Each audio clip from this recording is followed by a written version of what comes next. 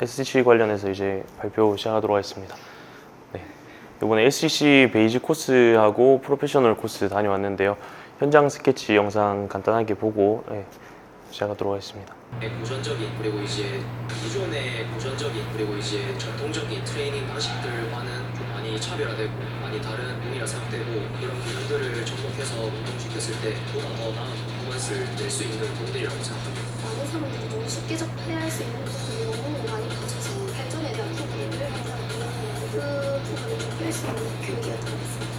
공간을 가져가 기본적인 움직임에 대한 부분을 알게 하는 진짜 제일 근본적인 해결책이라고 생각이 좀 들었습니다. 재활 치료가 되고 난 뒤에는 뭔가 더 필요한데 필라테스는 그게 없어. 그래서 STC 교육이랑 필라테스가 같이 뭔가를 해냈을 때 더 큰 에너지를 받는 거라고 생각합니다. 그래서 교육이나 시범적인 부분이랑 또 불규칙한 상황에 맞기 때문에 불안정한 상태를 좀 컨트롤할 수 있는 트레이닝이지 않을까 좀 많이 도움이 됐습니다. 네, STC는 베이직 코스하고 이번에 프로페셔널 코스 이렇게 두 군데를 다녀왔는데요. 이제 리헵하고 어드밴스하고 그리고 마스터 코스까지 총 5가지 단계가 있습니다. 그 중에서 베이직 코스 같은 경우는 이제 기존의 커리큘럼이 이런 식으로 구성이 되어 있는데요. 그 중에서 가장 중요한 개념은 환원주의와 생물 복잡계였습니다. 그리고 그 이후에 이제 프로페셔널 코스 같은 경우는 스트렝스 트레이닝의 과부하라고 해서 과부하를 어떻게 줄 것인가에 대한 개념을 확립하고 그리고 제약 기반 접근법이라고 해서 각 환경 그리고 유기체, 과제 가변성이라는 3가지 변수를 가지고 어떤 식으로 트레이닝 할 것인지에 대해서 프로페셔널 코스에서는 현장 중심으로 해서 실기 위주로 조금 수업을 진행하게 되었습니다. 그래서 STC라는 요 컨셉 자체를 누가 만들었냐면 프란스 보시라는 네덜란드의 요 팀 코치 분께서 만드셨는데요. 요 분은 이제 유명한 석학사시고 이제 요 스트렝스 트레이닝 관련해서 이 스포츠 선수들의 특이성에 맞춘 이 트레이닝 관련 분야에서는 굉장히 권위 있는 분이라고 할 수 있습니다. 그래서 집필하신 책은 이런 책들이 있고요. 여기서는 이제 베리에이션의 개념에 대해서 굉장히 중요하게 설명을 하는데요. 이제 베리에이션이라는 거는 결국에는 예측 불가능한 상황에 대해서 어떻게 대응을 할 것인가 하는 그런 능력을 키우는 것이라고 할 수 있겠습니다. 기존에 앞에서 말씀드렸던 것처럼 베이직 코스에서는 주요하게 다루는 것이 환원주의하고 그리고 복잡계 생물학적 시스템에 대해서 이렇게 다루는데요. 기존의 환원주의 같은 경우는 우리가 보면 의료계 관점에서도 그렇고 국소 부위만 보는 치료나 아니면 국소 부위만 보는 트레이닝을 고수해 왔었다면 이제 여기서 SCC에서 추구하는 철학은 이 대장장이 이론에서도 볼 수 있듯이 대장장이가 이렇게 망치질을 할 때 다 같은 방식으로 하는 것이 아니라 세밀하게 관찰해 보니까 그 망치질 안에서도 다양한 변수가 있었다고 합니다. 그래서 그 변수 안에서 이 대장장이는 그 변수를 적응하고 어떻게 하면은 이 망치질 자체를 정교하게 할 것인가를 고민하면서 자기만의 트레이닝을 해온 것이죠. 여기 STC 이번에 프로페셔널 코스에서는 굉장히 중요하게 여겼던 오버로드의 개념하고 그리고 스페시픽 개념이 있는데요. 이제 스포츠 특이적 상황에 맞춘 트레이닝이 있고 그리고 오버로드라고 해서 이 과부하에 맞춘 트레이닝이 있는데 결국에 우리가 과부하에 맞춘 트레이닝이라는 거는 쉽게 생각하면은 왜 기존에서 헬스장에서 무거운 아령을 들거나 아니면은 더 무게를 증가시켜서 스쿼트를 한다든지 그런 것들이 기존의 과부하라고 볼 수 있는데 근데 이런 과부하의 개념 자체의 틀을 깼다고 볼 수 있습니다. 그래서 그런 것들만이 과부하가 아니라 이제 새로운 상황을 만든다든지 다른 이제 변수들을 줘서 거기에 따른 과부하도 있을 수 있고요. 그리고 스페시픽 이런 개념은 스포츠 상황에 맞춘 움직임들을 만들어내면서 그러한 상황에서 움직임들이 적합하게 적응될 수 있도록 그런 만드는 개념인데 그 2가지를 처음에는 2가지를 중간 지점에서 트레이닝 하기가 어렵다 보니까 그래서 조금 초보 트레이너 분들이나 처음 시작하시는 분들 같은 경우는 양극단에서 시작하셔서 점점 중간쯤으로 넘어와서 그 적합한 트레이닝 방식을 짜주는 것이 핵심이라고 할 수 있습니다. 그래서 그 변수를 짜는 데 있어서 이런 트레이닝에 대해서 가이드라인을 제시해 준 건데요. 여기 보면은 이제 유기체적인 그리고 태스크적인 저희가 과제에 대한 것과 그리고 환경에 대한 것 이런 3가지의 변수들을 생각하면서 이 부분들이 오버랩되는 지점 3부분이 적합하게 이제 교차되는 지점에서 우리가 트레이닝을 진행해야 된다고 할 수 있습니다. 그래서 각각의 이 변수들에 따라서 어떤 트레이닝들이 일어나는지 저희가 실기를 통해서 한번 볼 건데요. 이제 첫 번째는 이 환경에 대한 설정입니다. 환경 자체는 여기 앞에 있는 것처럼 이렇게 박스를 깐다든지 아니면은 이런 스텝 박스를 이용한다든지 이런 환경들을 변수를 줘서 스포츠 특이적 상황에서 저희가 고려해서 진행할 수 있는데요. 이 동작은 힘락 동작인데요. 지금은 천천히 보여드리고 이제 여기서 힘 락을 하고 난 뒤에 앞으로 착지하는 동작인데 안정성을 만들고 속도를 주면서 힘 락 걸고 착지. 이제 우리가 보면 일상생활에서는 저희가 많이 앉아 있는 상황에 놓이게 됩니다. 그런데 러닝머신이나 이런 부분들에서는 레일이 그냥 오는 거다 보니까 힙 플렉서들만 많이 쓰는 경향이 있거든요. 근데 이런 힘락 동작이나 이런 다른 변수들을 넣는 동작들을 통해서 일단은 양쪽에 있는 모든 그 이제 움직임을 만들어낼 수가 있고요. 그리고 스포츠 특이적 상황에서는 이제 앞으로 추진하거나 아니면은 뭔가 변수를 줘서 불안정성을 준 상태에서 앞쪽으로 가는 그런 동작들을 진행하는 거라고 볼 수 있습니다. 앞쪽에서 했던 그 힘락 상황에서 요 아쿠아백 이용해서 환경을 바꿔서 다시 진행해 보도록 하겠습니다. 네, 이렇게 아쿠아백을 이용함으로써 조금 더 불안정성을 줄 수 있고요. 플레이트와는 다른 성질을 이용해 가지고 신체의 불안정성을 야기함으로써 안정성을 도모할 수 있는 그런 트레이닝이라고 볼 수 있습니다. 그 다음은 이제 과제 변수인데요. 이제 예를 들어서 우리가 어떤 특정 동작을 했을 때 선수가 불안정성을 보이는 측면이 있다면 해당 근육을 쓰세요 라는 것이 아니라 외적인 변수 중에서도 과제를 이용해서 이렇게 트레이닝하는 방식인데요. 높이가 있는 그런 계단이라든지 스텝박스라든지 이런 구조물들에서 안전하게 감속을 하면서 내려올 수 있는 트레이닝을 진행을 할 건데요. 처음에는 플레이트를 그냥 무겁게 들고 있는 상태에서 진행을 할 거고요. 이렇게. 그래서 지지하면서 내려왔을 때 이제 앞쪽 다리의 안정성이랑 뒷다리 협력을 같이 이용을 하는 동작이고요. 이 클라이언트가 이 동작이 무리 없이 수행이 가능하다면은 이 플레이트의 무게를 통해서 과제를 조금 더 줄 수 있는데요. 이런 식으로 이 플레이트를 활용하는 것까지 클라이언트가 해낼 수 있으면은 방향 지시에 대한 변수를 조금 더 줄 수 있는데 막대기 끝을 터치한다는 느낌으로 내려올 거예요. 다시 올라가시고 다시 큐 이런 식으로 조금 더 이제 협력을 줄 수 있는 동작을 진행하시고요.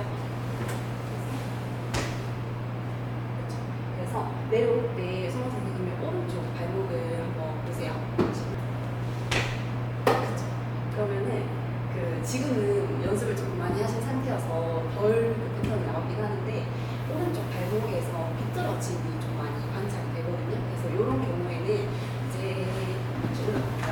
내려올 때 오른쪽 발목을 뭐 고정해라, 어디 힘을 써라 이런 그런 지시사항보다는 발목을 안전하게 사용을 할 수밖에 없는 환경을 조금 세팅을 해주셔야 되는데 플레이트를 이렇게 세팅을 해놓고 아까랑 똑같이 바닥으로 내려온 다음에 뒤쪽에 있는 발목을 고정하고 위치에 대한 변수를 조금 더 줘볼 거예요. 터치하고 버티면서 반대로 지지할 수 있게.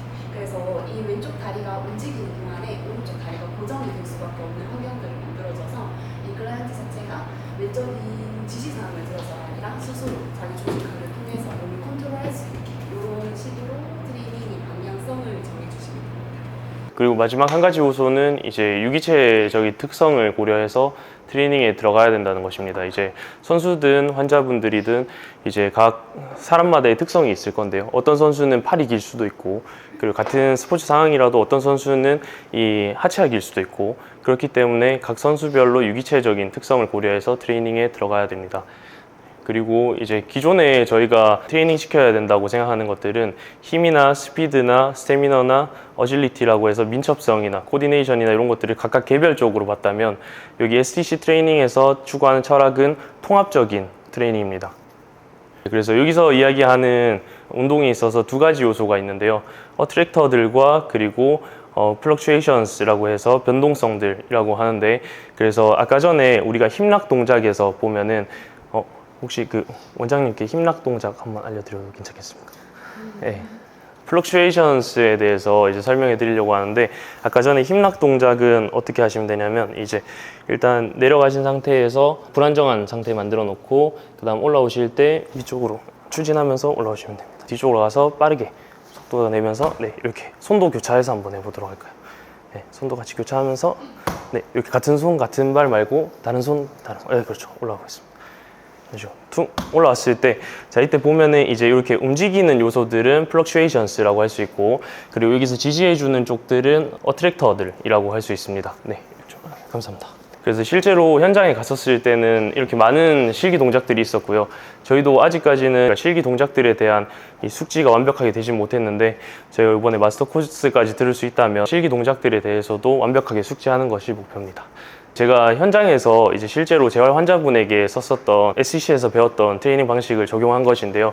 아킬레스 텐던에 이제 문제가 있으신 환자분들 같은 경우에 우선은 제일 중요한 것은 재활에서는 부하 설정이라고 생각하거든요. 높은 단계에서 먼저 아킬레스 텐던 환자분들에게 럽처가 되신 분들에게 그 단계에서 우리가 탄성 트레이닝을 적용하게 되면은 그러면은 오히려 더 문제가 생기고 악화가 될 수 있습니다. 그래서 제일 첫 단계에서부터 시작해서 여기서 기존에 그 환자분께서 히스토리를 말씀드리면 탄성 트레이닝을 애초에 한 번도 해보신 적이 없었습니다. 타 병원에서 이제 수술을 했었지만 탄성 트레이닝에 대한 개념이 없으셨기 때문에 재활을 해도 계속 굳는 상태였거든요. 그래서 카프레이즈만 계속 진행을 했었습니다. 하지만 카프레이즈는 오히려 굳게 만들고 아킬레스 텐던의 특성을 파악해서 우리가 보면 탄성적인 트레이닝을 해야 되는데 해당 트레이닝을 하라고 했을 때 여기서 이렇게 끊기듯이 보통 트레이닝을 많이 하시거든요. 근데 하지만 탄성 트레이닝이라는 것은 우리가 보면 줄넘기를 하듯이 이제 이렇게 통통 튀는 듯이 해서 아킬레스 텐던의 조직 자체의 특성을 고려해서 이런 탄성적인 트레이닝을 적합하게 진행하였을 때 그 해당 환자분의 달리기를 한다든지 아니면 걷는 동작이 아예 불가능했었는데 걸을 때도 불편감도 아예 줄었었고 그리고 달리기도 현재는 가능한 상황이 되었습니다. 이번에 교육 현장에서 펜싱 선수에 대한 트레이닝 방법을 과제로 받았습니다.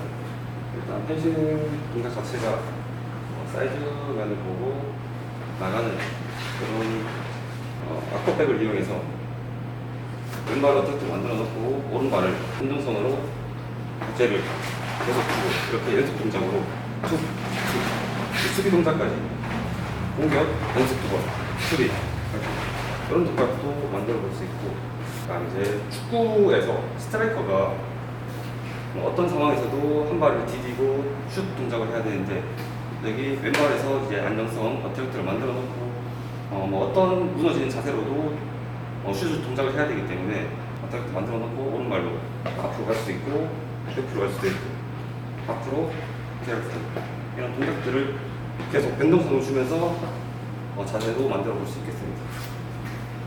그래서 STC에서 이제 추구하는 트레이닝 철학에 대해서 이렇게 세 가지로 오늘 발표에 대해서 요약할 수 있는데요.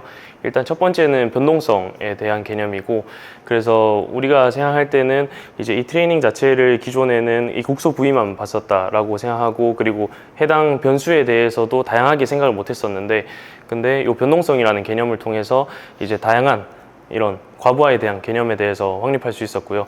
그리고 자기 조직화라고 해서 이제 이 트레이닝을 이제 받는 이 선수 입장에서 이 셀프 오르가니제이션이 만들어질 수 있도록 우리가 코치 의도들을 잘 전달하는 것만으로도 트레이닝이 잘 된다고 할 수 있습니다. 그리고 선형적인 이 학습이 아니라 비선형적인 학습을 통해서 그래서 이 다양성을 추구하면 좋을 것 같습니다. 오늘 발표는 여기까지 하도록 하고요. 질문 있으시면 질문 받도록 하겠습니다. 예, 저도 흥미롭게 잘 들었습니다. 많은 선생님들이 가셔가지고 들으셨다니까 어떤 내용인지도 궁금했고 했었는데 지금 듣고 오신 STC 요 코스들이랑 펑셔널 이렇게 관련해가지고 트레이닝 뭐 과정이 있던데 그 차이점 혹시 여쭤볼 수 있는지. 이 STC 자체에 대해서 펑셔널 트레이닝 과정이라고 하면은 정확하게 DTS 그 과정을 들으신 거예요? 저도 이번 발표 잘 들었고요. 앞서 보여주신 예시들 중은 대부분 좀 유동성이 많은 그런 동작들이 많은데, 그러면 이제 어깨 환자나 이런 분들한테 적용할 수 있는 동작 몇 가지 혹시 보여주실 수 있는지. 최근에 제가 발표했었을 때 서브스카퓰라리스에 대해서 발표하면서 이제 회전근개 어깨 환자분들에 대해서 몸통 자체도 같이 쓰면서 그리고 이 회전을 주는, 그래서 어깨 안정성을 도모하는 동작을 알려드렸었는데요. 우리가 야구 선수가 공을 던지듯이 옆쪽으로 해서 이 상태에서 이렇게 만들어가면서 먼저 맨몸으로 해서 변동성을 주고, 그 다음에는 이 아쿠아 볼을 이용해서 더 불안정성을 준 상태에서 여기서 회전을 주면서 네, 이렇게 만들어갈 수 있습니다. 대장장의 이론에서 아까 동미쌤이 트레이닝 과정이라고 말씀하셨는데 제가 이해한 바는 조금 다르거든요. 이 대장장이가 똑같은 곳에 망치 스팟을 계속 때려야 되는데, 왜냐면 못은 하나지 두 개, 세 개가 아니고 한 방향으로 때려야지 여러 방향으로 때릴 수는 없거든요.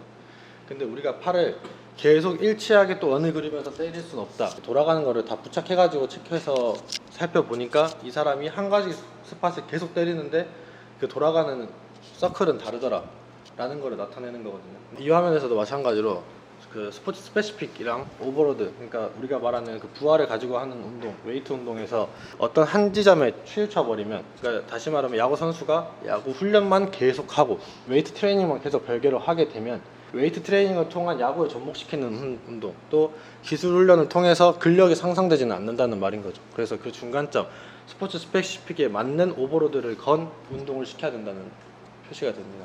네, 발표 잘 들었습니다. 저희 병원 같은 경우는 또 원장님 또 수술을 또 직접 하시고 수술 환자분들 그리고 외래로 오시는 일반 환자분들이 거의 70-80% 정도 되는데, 뭐 이렇게 급성기 수술 후에 재활 과정이나 아니면 일반 외래로 오시는 환자분들이 이제 조금 통증 빈도에 따라서 좀 그렇게 적용할 수 있는 운동들이 좀 교육에 있었는지가 제일 궁금해요. 급성기 이후에 이제 수술 환자분들 같은 경우는 그 페인이 있고 그리고 문제가 되는 부분들이 있을 겁니다. 하지만 다른 부분들에 대해서도 당연히 트레이닝이 들어가야 된다 생각해서 이 STC가 추구하는 철학 자체가 코디네이션이기 때문에 이 몸 전체의 협응을 만들기 위해서는 해당 부분이 아프더라도 다른 부분들의 협응을 이용해서 해당 부분에 간접적인 트레이닝이 가해질 수 있기 때문에, 그래서 아까 전에 힘락 동작 같은 경우도 우리가 이 팔 자체가 어깨가 아프신 분들도 이제 이 어깨가 지금 아프다고 해서 여기 있는 익센서들이나 이 플렉서들을 안 쓸 이유가 없습니다. 그래서 힘락 동작도 해도 되고 그런 다양성들을 조금 주면 좋을 것 같습니다.